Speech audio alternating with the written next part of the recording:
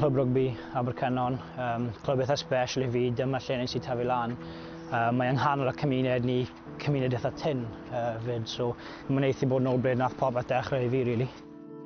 Ei fod yn teithio'r byd ar y gylchdaith 7 bob ochr erbyn hyn, does unman yn debyg I adre i'r dyfarnwr proffesiynol Ben Breakspear.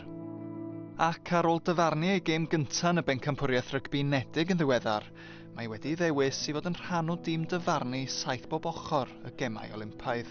Nes I cychwyn wario yma 7 mlynedd oed, so fi gwario lot o amser ar y ce yma yn y clwb.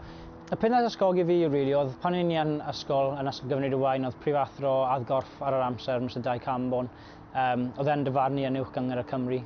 So dweud, o, ti'n moyn o'r crac ar dyfarnu, roi nôl i'r ysgol, roi nôl i'r clwb, so ni'n dweud, ie, ewn ni amdani.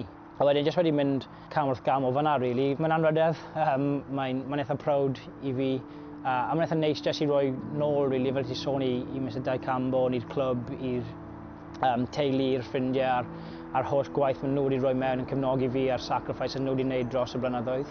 Mae'n neis I gallu dweud diolch am popeth chi wedi rhoi I fi. Wrth I lygaid y byd droi at Baris, bydd Ben yn gwireddu breuddwyd arall drwy gadw trefn ar rai o thletwyr mwyaf gamp.